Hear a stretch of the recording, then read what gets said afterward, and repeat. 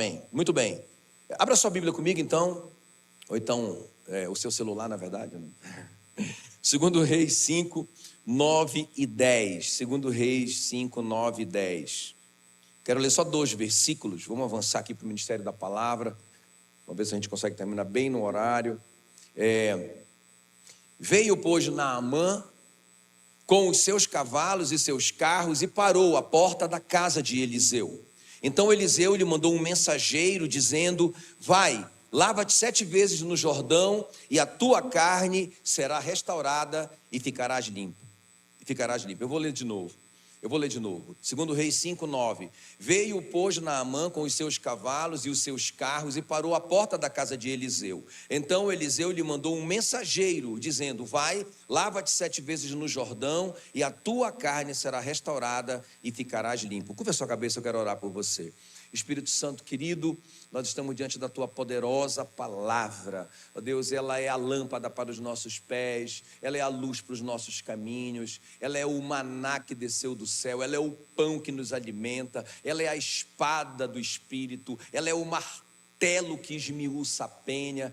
Senhor, a tua palavra é Jesus. No princípio era a palavra estava com Deus, a palavra era Deus. E nós oramos, Senhor, nessa noite, pela revelação da tua palavra, pela manifestação da tua palavra no nosso coração, em nome de Jesus. E como igreja nós proibimos o nosso inimigo de tentar se aproximar dessas sementes poderosas da palavra de Deus. Declaramos, Senhor, que essas palavras do Senhor, a tua palavra, essa semente, ela encontrará corações férteis, terras muito boas e produzirão frutos a 100 por 1, em nome de Jesus, amém, amém. Se você crê na sua oração, aplauda muito forte o nome de Jesus. Muito bem, então, olha só que coisa interessante, eu amo demais essa história do Naamã. O Naamã, vocês sabem, ele era um general do exército mais poderoso do mundo, da nação mais poderosa, na verdade do Império Persa, né? Do Império Persa, né? Então, ele era um cara assim, muito respeitado, um herói de guerra mesmo. E aí, a Bíblia diz que o rei o amava muito por causa das suas grandes vitórias, mas o Naamã escondia um segredo. Só ele, talvez a esposa dele, com certeza sabia, ele estava leproso. E você sabe, naquela época, a lepra era a sentença de morte. O cara vai morrer, não tem como ser curado, ninguém sabia disso. E ele tinha na casa dele uma moça, na verdade uma escrava, que ela foi capturada, na verdade, na guerra contra Israel, ela era israelita, e essa moça acabou descobrindo. É assim, a gente anda muito com alguém, as pessoas da nossa casa, as pessoas que a gente tem mais intimidade, sabem os nossos segredos e as nossas fraquezas. Não é? É só uma questão de tempo, a pessoa vai perceber. E aquela moça então percebe que o Naamã está leproso e que ele está morrendo. E aí ela vai com a patroa dela, não é? com a dona dela, na verdade, e diz assim mesmo: se o meu senhor Naamã conhecesse o profeta que tem lá em Israel, o nome dele é Eliseu, o profeta colocaria a mão sobre a cabeça dele e ele seria curado dessa lepra. Ela falou com tanta fé, não é? Que o Naamã acreditou. E o Naamã procurou o rei dele então, e teve a coragem de abrir para o rei, que ele está leproso, mas fala também para ele do profeta Eliseu, que pode curar essa lepra. E o rei faz uma carta então, o rei do Império Persa, faz uma carta, dando uma ordem para o rei de Israel, que é escravo dele, para ele curar o Naamã. Pensa nessa confusão, o cara ficou desesperado. Quando ele recebeu essa carta, ele falou: como assim? Esse cara está pensando que eu sou Deus. E mandou chamar o Eliseu. Não é? O profeta Eliseu. Eliseu diz: manda esse camarada aqui comigo. Não é? Manda esse camarada aqui comigo, porque ele vai saber que existe um Deus em Israel. Não é? E aí realmente é isso que vai acontecer. Então nós sabemos que o Naamã vai ser curado. Eu vou pular a história para o final.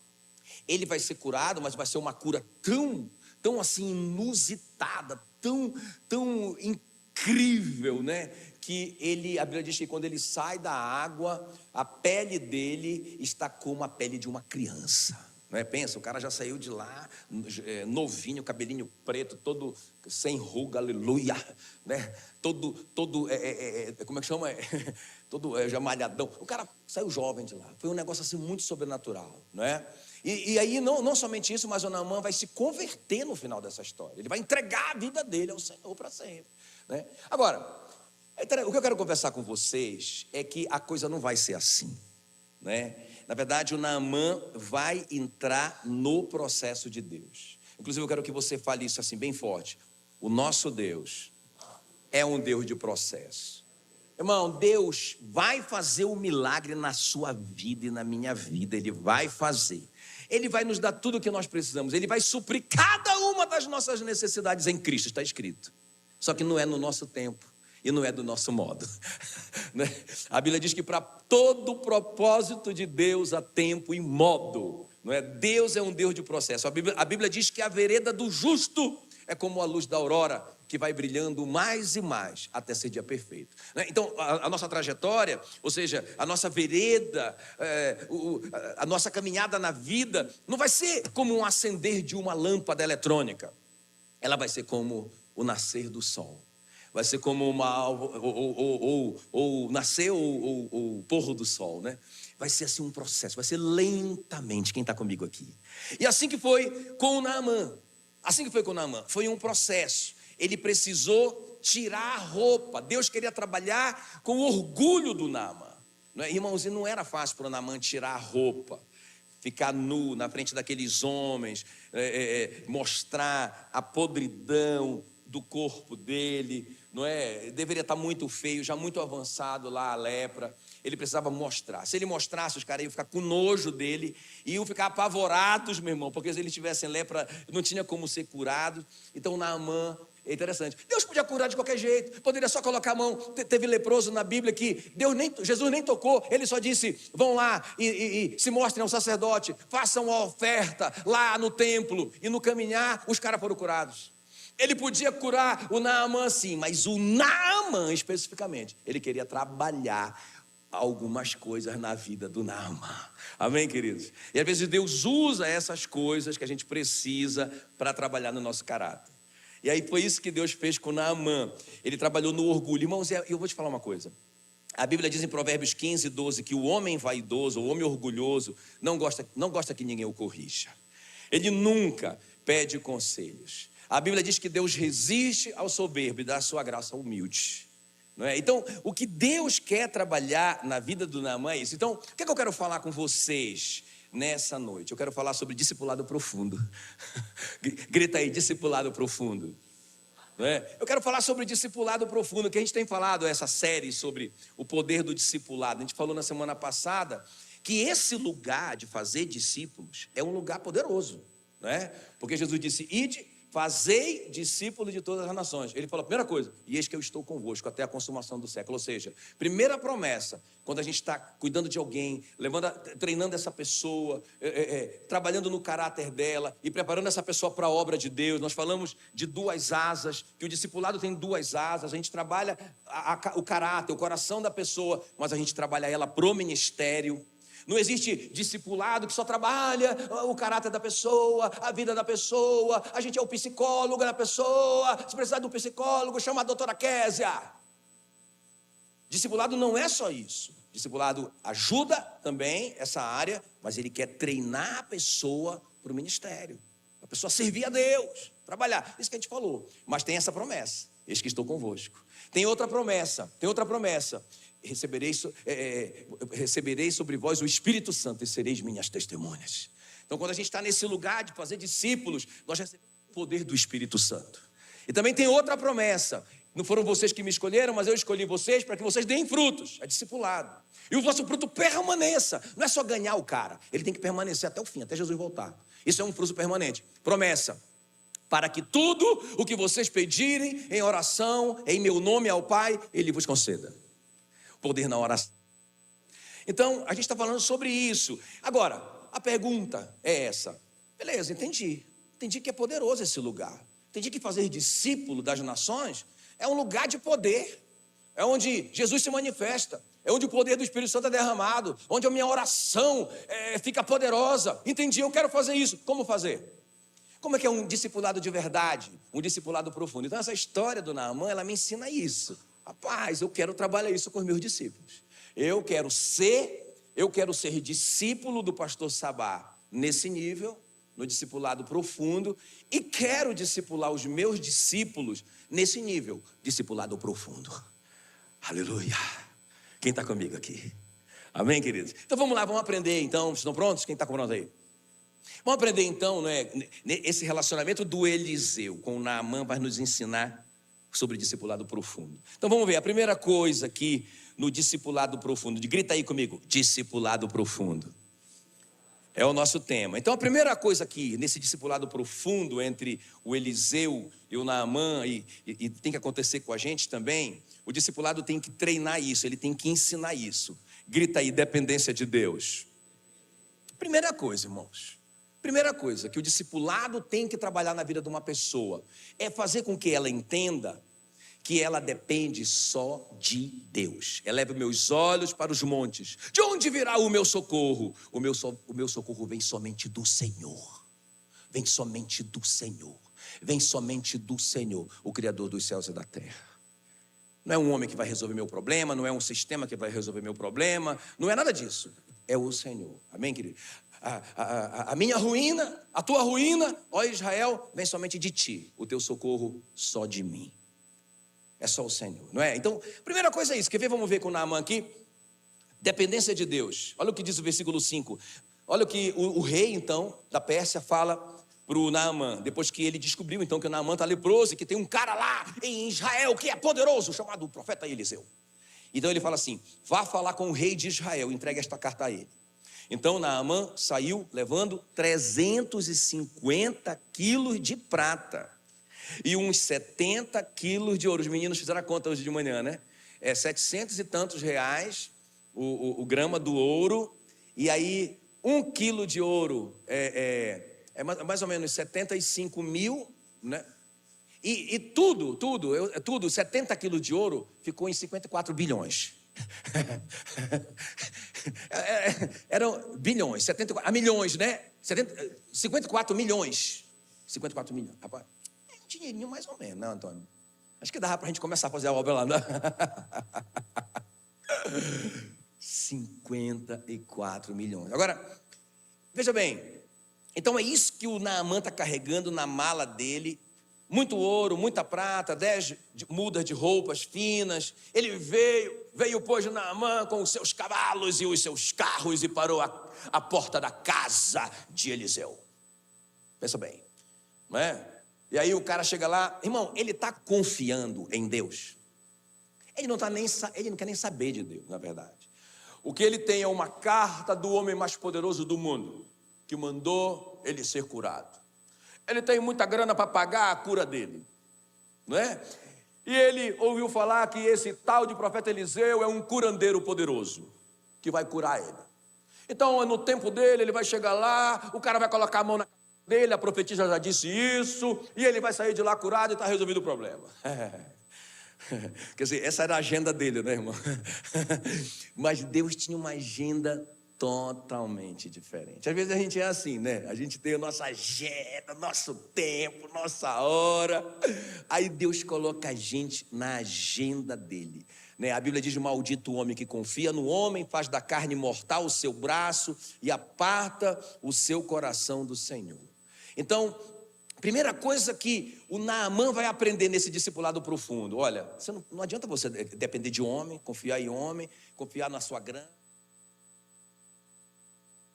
bagagem com o rei, porque o rei te ama muito. Isso não vale nada, na verdade. Você tem que aprender a confiar em Deus, não é? E aí é isso que ele vai ensinar. Então, eu até fui assim, muito legal, porque hoje de manhã, na nossa leitura, a gente está lendo a Bíblia com os pastores, e hoje o capítulo que a gente leu foi Êxodo 24. Você falou tanto no meu coração esse capítulo 24, porque fala assim, o versículo 12 diz assim, que disse o Senhor a Moisés: sobe a mim ao monte e fica lá.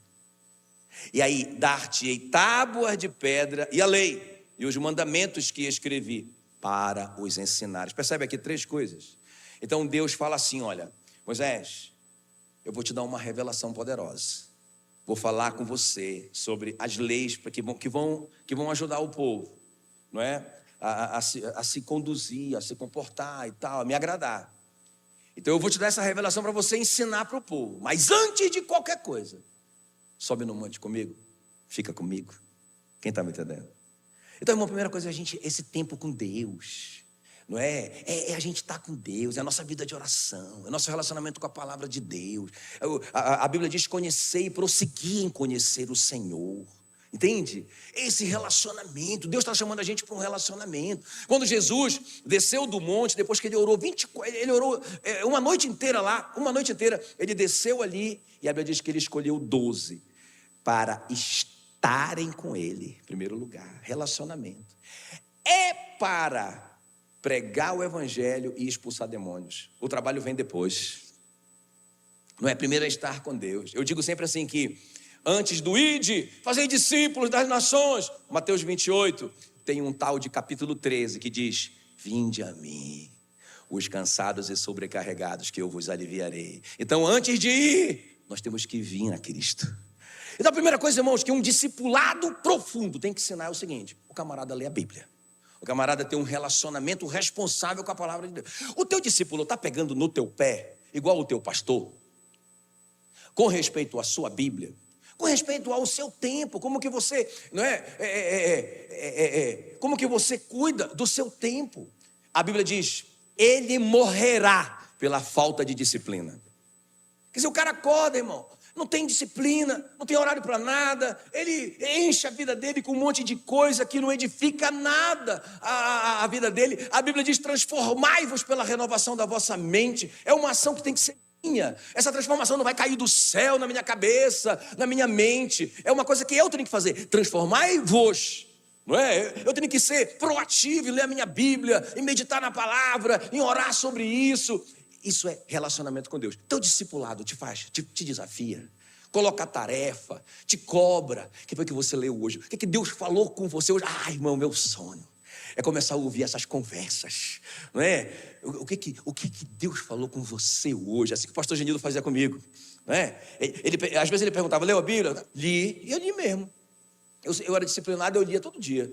Mas quando ele começou a perguntar: o que Deus falou com você hoje? Ah, irmão, aí ele me complicou.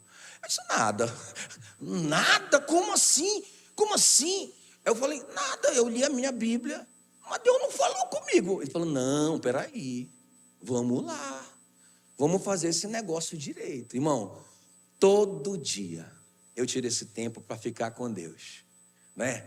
Para ouvir a voz dele, né? E isso é inegociável para mim. Quem está me entendendo? Gente, então o discipulado tem que fazer isso na sua vida. Cutuca esse crente que está aí do seu lado. Ei, o seu discipulado é assim? Amém? Tá bom, agora olha só. Tem uma história na Bíblia que eu amo demais também, né?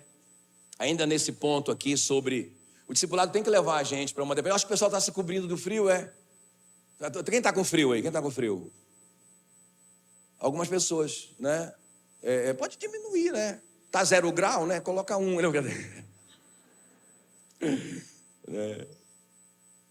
Deixa esse calorzinho bom, né? Olha aí, ó. Deixa eu terminar aqui então. Uma história que eu amo demais na Bíblia é a história do Josias, não é? Que ele é um garoto ainda, está com 18 anos agora. Ele começou a reinar com 8. Mas agora com 18 anos ele é um rapaz. E ele começa a querer revolucionar a nação, que está destruída pelo pai dele, não é? Que era um rei mau, um rei que fechou o templo, que destruiu a nação com miséria, com idolatria. Aí, quando ele morreu, o Josias falou: cara, bora arrumar essa parada, vamos arrumar esse negócio, essa bagunça. E ele chama, né, o sumo sacerdote, ele chama toda a equipe para avaliar, vamos reconstruir o templo, para que o pessoal volte a adorar. Quando o pessoal está fazendo esse orçamento, eles acham o livro da lei, a palavra que estava perdida há muitos anos. Há muitos anos. O Josias pediu para o escrivão ler para ele. Leu o livro. E o cara leu, irmãos, a Bíblia toda para o cara, né? O que tinha de Bíblia, não tinha o Novo Testamento ainda. E o cara leu a Bíblia. A Bíblia diz que ele rasgou a roupa, colocou terra na cabeça. Ele disse: é por isso que a gente está nessa situação. Nós abandonamos a palavra.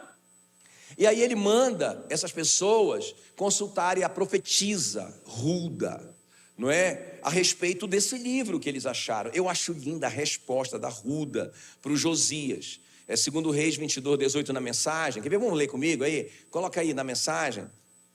Olha só o que a profetisa vai dizer. Já que você levou a sério as minhas palavras.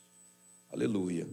Olha só. já que você levou a sério as minhas palavras, e já que você se humilhou arrependido, rasgando a própria roupa e chorando diante de mim, também eu vou levar você a sério. Também eu vou levar a sério, eu vou cuidar de você. Irmão, quem leva a sério a palavra de Deus, Deus leva essa pessoa a sério e cuida dessa pessoa. Vocês estão comigo? O Neemias, eu falei do Neemias no Tadel. O Josias, ele vai ser esse protagonista do maior avivamento da nação. Agora, por quê? Porque, irmãos, não existe avivamento sem reabibliamento. A gente está falando muito sobre avivamento nesses últimos dias. E eu sei, não tem avivamento se não tiver essa vida responsável, esse relacionamento responsável com a palavra de Deus. Irmão, a Bíblia chega a dizer em Provérbios 28:9, que aquele que despreza a palavra até a sua oração é abominável. Já pensou isso? Tem uma lista de coisas abomináveis na Bíblia, né? Por exemplo, a feitiçaria é abominável, a idolatria, abominável, o homossexualismo, abominável, oração que não é baseada na palavra, é tão abominável para Deus quanto essas coisas. Diga uau. Tá bom, então a primeira coisa é isso aqui, irmãos, que a gente aprende no discipulado profundo. Tem que levar a pessoa a depender de Deus. Ninguém é guru de ninguém. Ei, discipulado não é consultório de psicologia e discipulador não é guru de ninguém. E muito menos dono, nós falamos na semana passada. Vai lá e assiste de novo a palavra, beleza? Então tá bom, a segunda coisa que eu vejo aqui, nesse relacionamento do Eliseu com o Naamã, que nos ensina sobre discipulado profundo, é esse ensino que Deus quer dar para o Naamã sobre submissão às autoridades. Grita aí, submissão às autoridades. Grita aí bem forte, dependência de Deus. Grita aí, submissão às autoridades. É a segunda coisa. Então, olha só. Aí, o profeta Eliseu, então, não atende o Naamã. Ele não vai lá pessoalmente. Isso é uma ofensa para o cara que está cheio da grana, com uma comitiva enorme, milionário, com uma carta do rei do mundo. Rapaz, eu acho muito lindo esse. Eu quero conhecer o profeta Eliseu. Esse homem é de Deus demais. Ele não vai lá. Dirigido pelo Espírito Santo, ele não vai lá. Ele manda um recado para o cara, né? E aí o recado é: vai, lava-te 7 vezes no Jordão. O cara mandou o cara tomar banho, né? Assim, de boa, né? Assim, espiritualmente e tal. E aí, irmãos, esse homem fica endemoniado. O Naamã fica endemoniado quando ele recebe essa ordem. Porque, veja bem, olha aqui para mim. O Eliseu não deu assim uma sugestão, não tem esse caráter. Se você ler o texto, tipo assim, olha, uma sugestão, se você quiser melhorar dessa sua lepra, se você tem que tomar 7 vezes banho no Jordão, tá? Mas só se você quiser, só se não for incômodo para você. Rapaz, o cara deu foi uma ordem pro cara poderoso. Deu uma, e fala assim, vai, lava-te 7 vezes no Jordão, e a tua carne será restaurada e ficarás limpo. Né? Aí, irmãos, olha o que a Bíblia diz, versículo 11. Pensava eu que ele sairia a ter comigo, por-se-ia de pé, invocaria o nome do Senhor seu Deus, moveria a mão sobre o lugar da lepra e restauraria o leproso. Ou seja, a profecia da menina, né? Ele está repetindo as palavras da menina. Porque foi isso que a menina disse para ele. A menina não sabia de nada. A menina disse, se ele colocar a mão na sua cabeça, você vai ficar limpo. Então ele foi com esse negócio na cabeça. Ele vai colocar a mão na minha cabeça. E o cara nem apareceu lá. Né? Só mandou um recado, só mandou um bilhete para ele. Ele ficou enlouquecido. Ele diz, na minha terra tem rios melhores. O Abana e o Fafar são rios melhores. Como que eu vou tomar banho nesse rio sujo aí, esse rio Jordão? Não é? Então, irmãos, deixa eu te falar uma coisa aqui, ó. Ele recebe uma ordem e ele lida muito mal com isso. Não é? E às vezes nós estamos perdendo bênçãos, porque nós estamos quebrando esse princípio muito chave das Escrituras. Presta atenção. Presta atenção. É muito incrível, porque, irmãos, o profeta, olha, o profeta disse assim para ele, vai, lava-te 7 vezes no Jordão. Olha as promessas, a tua carne será restaurada e ficarás limpo. São 2 promessas diferentes. Carne restaurada é a cura da lepra. Ficarás limpo, a palavra lá é purificado. É no mundo do espírito o negócio. O que ele está carregando de encosto ali vai ser tudo expulso. não é? Então, olha essas duas promessas e o cara não ouve. Ele só consegue ouvir que o profeta não foi lá, que o profeta deu uma ordem para ele só fedeu com essa ordem. Impressionante como as pessoas hoje não podem receber a ordem. Não, você tem que ser muito, rapaz, olha, se você puder, rapaz, olha, irmão, igual o pastor Eibe, né, que o pastor Eibe, olha, irmão querido, meu. Porque se o cara achar que você deu um comando para ele, meu irmão, ele fica endemoninhado, ele pode até te matar, cuidado. Mas não aqui, né, irmãos? Agora presta bem atenção aqui. Eu acho muito interessante, porque olha só o que Jesus disse sobre isso. Ele falou assim, olha, Mateus 10:40. Quem vos recebe, a mim me recebe. E quem me recebe, recebe aquele que me enviou. Vocês perceberam a hierarquia? Olha o que Jesus está dizendo em Mateus 10:40. Ele está dizendo assim, olha, se você recebeu, se submeter à autoridade de alguém que eu enviei na sua vida, você está me recebendo. E se você estiver me recebendo, você está recebendo o Pai que me enviou. Meu irmão, precisa eu desenhar isso? É muito claro, não é? Por exemplo, a paternidade, né? Os pais. Por isso que a Bíblia diz, né? Honra teu pai e tua mãe para que te vá bem, se multiplique seus dias sobre a terra. É uma autoridade espiritual sobre a sua vida. Não é? Mas o meu pai é satanista, o meu pai não sei o que. Não importa. Você não pode obedecer uma ordem errada dele, né? que diz respeito à palavra de Deus, mas a submissão é incondicional. A obediência é uma questão de conduta, não é? Então, tipo assim, Antônio, Antônio, pega o meu tereré aí, Antônio, por favor, pega o meu tereré aí. Eu estou dando uma ordem para o Antônio, pega o meu tereré. Traz aqui meu tereré para mim, por favor. Traz aqui. Não demora, rápido. Tá. Pode deixar aqui meu tereré. O Antônio obedeceu ou não? Obrigado, Antônio. Muito obrigado. Ele obedeceu ou não? Não, obrigado. Deixa ele aí. Vai ficar de ilustração. Agora, ele obedeceu a ordem. Isso é obediência. Agora, ele se submeteu? Ninguém sabe. É uma atitude do coração dele. Só Deus sabe. Como que ele fez? Como que ele obedeceu isso? A submissão é incondicional. A Bíblia diz, obedeçam e submetam-se aos vossos líderes, não é? Porque eles velam por vossa alma como quem há de prestar contas, Hebreus 13:17. Então presta bem atenção, quando eu me submeto a uma autoridade delegada sobre a minha vida, eu estou honrando e recebendo Jesus. E quando eu recebo Jesus, eu recebo o Pai que me enviou. Vocês percebem que nossa geração... Satanás tem destruído isso, irmão. O alvo de Satanás, quando ele está bagunçando com as nossas autoridades e o nosso referencial de autoridade, ele quer destruir um princípio no nosso coração, não é? Ele está mirando no princípio. E as pessoas não querem mais submeter a autoridade nenhuma, irmão. Isso aqui é um princípio da palavra de Deus. A Bíblia diz que toda autoridade, olha, não há autoridade que não tenha sido instituída por Deus. Quem resiste à autoridade, resiste ao próprio Deus e trará sobre si mesmo condenação. Romanos 13, não é isso? Versículo 1. Irmãos, isso é muito sério. Então, o que Deus está ensinando para o Naamã é aprender a obedecer e se submeter a um cara que na cabeça dele é um escravo. O Eliseu, para todos os efeitos, é um escravo da Síria, do rei dele, né? É um escravo, é um Zé Ninguém. Como assim que esse Zé Ninguém está me dando uma ordem, rapaz, para tomar banho? Como assim? Né? Então, uma coisa que eu achei muito legal. Quem acredita que Jesus, quando veio aqui, ele veio como Deus? Quem acredita? Ele veio, o Deus Emanuel. Quem acredita? Então ele era Deus. Claro que ele abriu mão, né, da sua glória. Está escrito em Filipenses 2, não é? Versículo 5 fala que mesmo sendo Deus, não teve por usurpação ser igual a Deus, mas assim mesmo se esvaziou, tomando a forma de servo. E a Bíblia diz que, porque ele foi obediente até a morte de cruz, ele recebeu um nome, uma autoridade que está acima de toda autoridade. Todo joelho se dobrará e toda língua confessará que Jesus Cristo é o Senhor, beleza? Agora, presta atenção.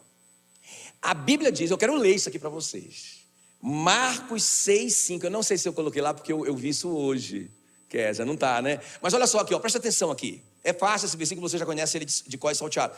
Marcos 6,5 diz assim: Jesus não pôde fazer ali nenhum milagre em Nazaré. Falei, Jesus não pôde. Peraí, mas Jesus não é Deus? Deus não é onipotente? Deus não pode todas as coisas? Como que a Bíblia está dizendo que Jesus não pôde? Jesus não pôde fazer ali nenhum milagre. Eu lembro que quando eu li isso aqui há um tempo atrás, eu falei assim, como assim? Isso aqui tem que estar errado. Deve ter sido assim um erro de tradução. Não deve ser não pôde, é não quis talvez. Eu vou achar. Irmão, só piorou as coisas para mim, que eu não tinha nessa revelação ainda. E era assim, Jesus não foi capaz. Meu Deus do céu, piorou. Aí eu falei, como assim Jesus não pôde fazer ali nenhum milagre, senão curar uns poucos enfermos impondo-lhes as mãos? Eu nunca entendia esse versículo. Às vezes eu li esse versículo rápido, já passava por ele, porque eu já tinha desistido de entender ele. Até que um dia eu li, mais embaixo ele vai dizer que o profeta não tem honra na sua própria terra. Ele mesmo explica.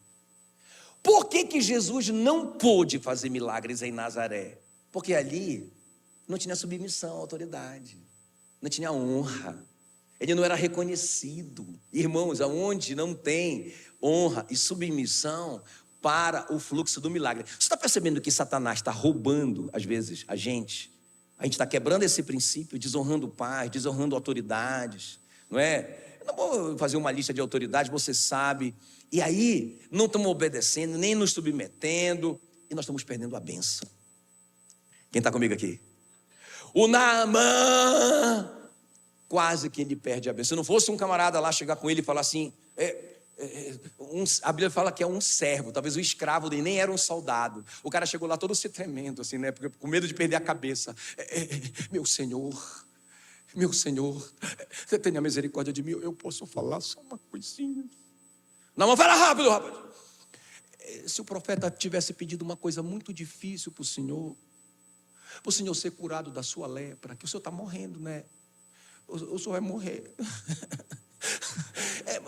Se ele tivesse pedido alguma coisa assim, muito, muito difícil, o Senhor não faria?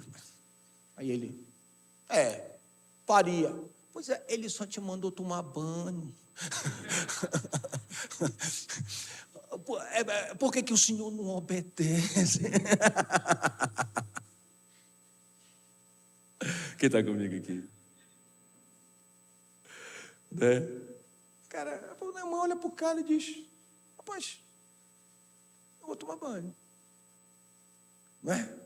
Eu vou me submeter. Irmãos, Jesus é o nosso maior exemplo. Já pensou, Deus, na fila do batismo do pastor João, está lá Jesus, na fila. O João olha e se treme todinho, como assim esse cara aqui? O João já sabia que ele era o Messias, né? Porque o sinal era em quem a pomba descesse. Ele já tinha visto isso, ele sabia que ele era o Messias. Como assim? E a filha encolhendo, né? E Jesus lá tranquilo. E a filha encolhendo. Quando chegou a vez de Jesus, o João disse, o que você está fazendo aqui? Você que tem que me batizar, né? Porque o maior batiza o menor. Uau! Jesus disse, não, você tem que me batizar para que se cumpra toda a justiça. Jesus sabia que ele não teria autoridade se ele não estivesse debaixo de uma autoridade delegada por Deus. Uau! Ele me arrebenta com isso. E lá vai Jesus, irmão, pensa. Deus se ajoelha para que o João mergulhe ele na água. Que loucura isso. E aí a Bíblia diz que quando ele levanta, os céus se abrem. E pela primeira vez, Deus vai falar com ele. Este é o meu filho amado. Uau! Uau! Eu me alegro muito nele.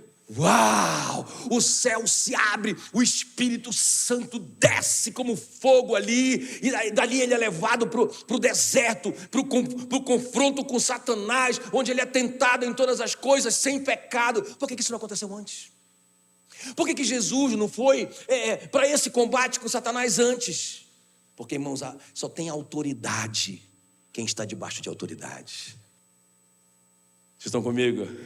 Satanás está querendo tirar a sua autoridade. Está querendo tirar a sua autoridade. Não vai nessa não. Ninguém manda em mim. Eu sou crente Adão. Só recebo ordem de Deus, direto do céu. Cuidado, Deus resiste ao soberbo. Amém, querido?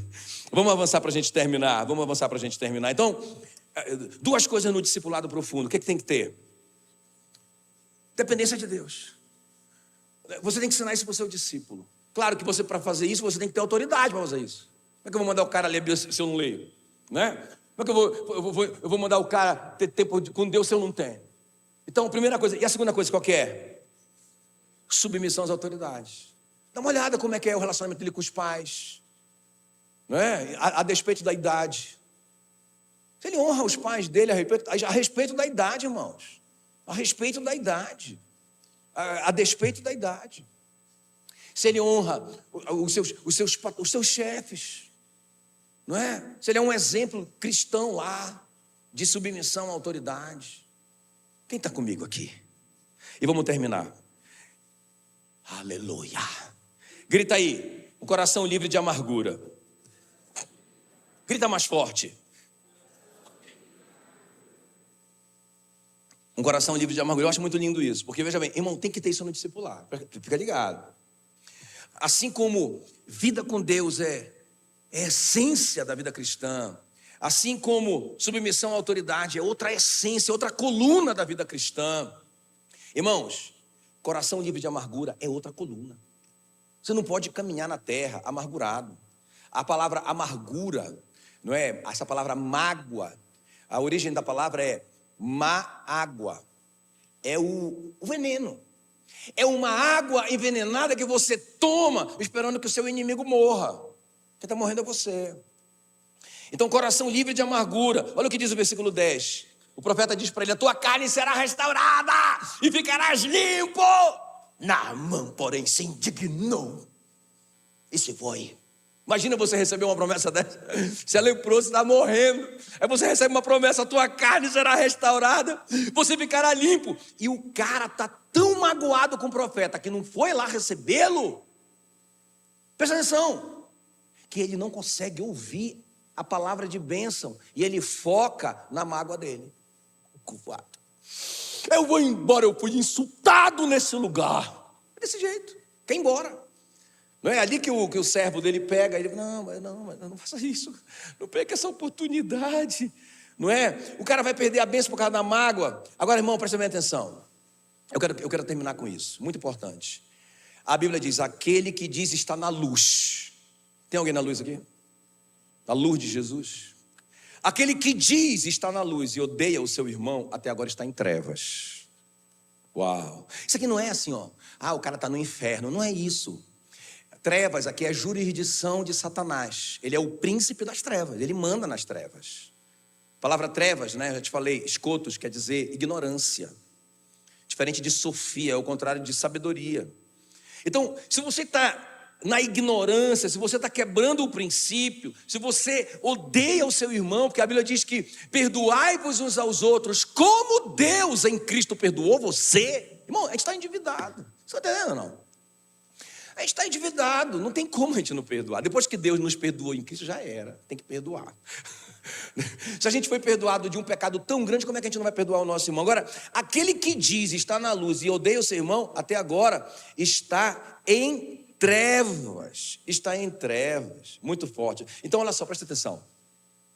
Eu quero deixar uma coisa bem prática para vocês agora. Vocês vão sair daqui com uma coisa bem prática na cabeça de vocês, uma coisa que me ajuda, porque, deixa eu te falar uma coisa, não é fácil para mim. Vocês já viram que eu sou colérico, né? Meu temperamento é colérico. Então, irmão, às vezes eu tenho vontade de passar a faca no cara. Assim. Não, mas assim, espiritualmente, entendeu? Graças a Deus que Deus me deu a Meila. Amor, calma. Calma, amor, respira. Respira. Eu tô falando sério. Rapaz, tem umas horas assim que eu digo: meu Deus do céu, me ajuda. Então vocês não são diferentes de mim, né? Agora, eu faço um exercício. É isso que eu quero te desafiar na prática com relação a isso da mágoa. Eu faço um exercício que me ajuda demais, demais, demais. Porque olha o que o apóstolo Paulo me ensinou a gente. Filipenses 3,13. Uma coisa eu faço. Uma coisa. Quantas coisas ele faz? Uma. Ele fala, uma coisa eu faço. E olha, irmão, que esse cara foi muito perseguido injustamente. Foi espancado várias vezes até a morte. Numa vez ele foi dado por morto.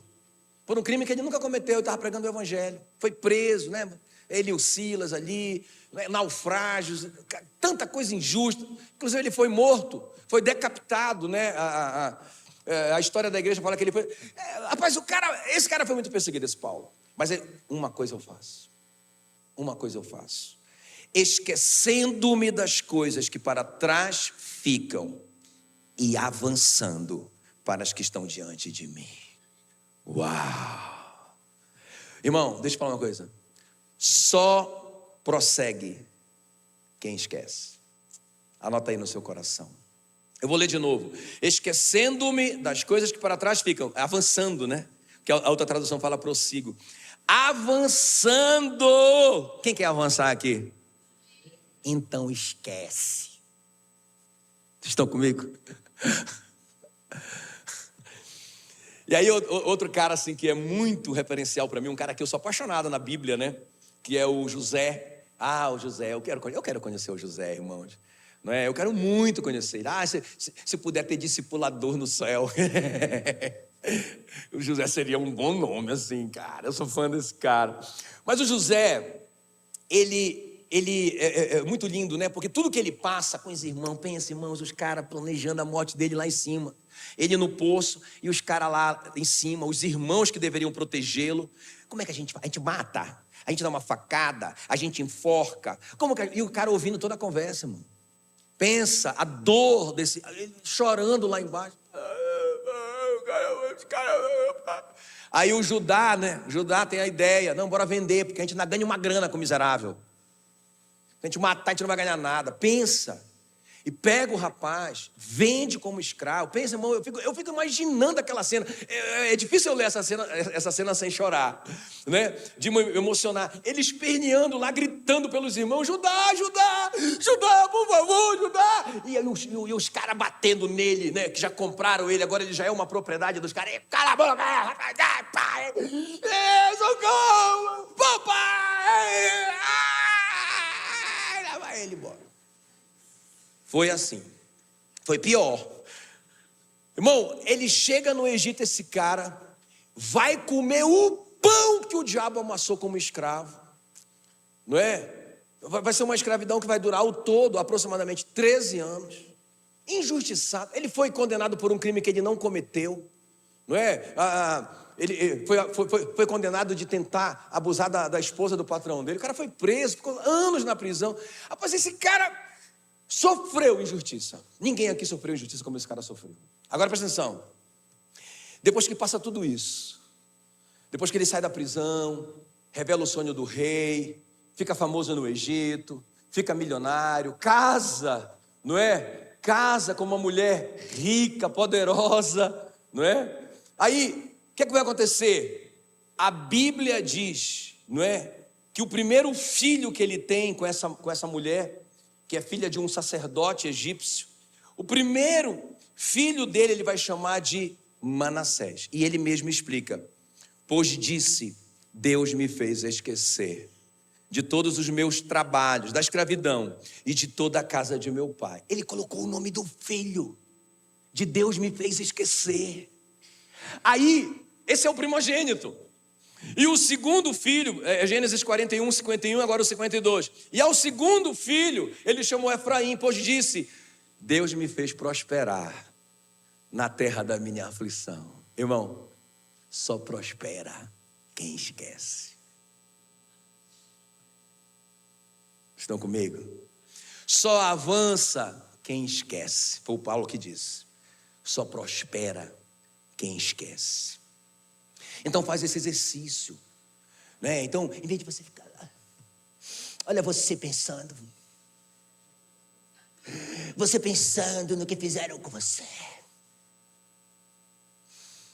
Entende? Não, irmão, pensa nas promessas. Pensa que a sua carne vai ser restaurada e você ficará limpo. Pensa nas promessas do Senhor. Pensa, eu quero trazer à memória o que me dá esperança. Tudo que é bom, tudo que é puro, tudo que é de boa fama, se alguma virtude há, se algum louvor existe, seja isso que ocupe o meu pensamento. Entende? Em vez da gente ficar aí nessa, ei, escuta que esse crente aí diz assim para ele: esquece, rapaz. Fala assim para ele: até quando você vai ficar nessa aí, meu irmão? Mas faz uma cara assim para ele, assim, ó.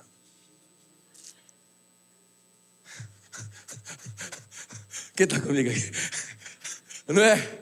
Ei, tem um irmão, tem um estado para nós alcançarmos. Nós temos que avançar. Tem uma obra para a gente concluir. Nós temos que prosperar. Esquece. Porque não sei o que, naquele tempo, não sei o que acontece. Mas eu não aguento mais ouvir essa história de jeito nenhum. Vocês estão comigo aqui? Meu Deus do céu, eu já sei essa história. Eu já sei, eu já sei de cor.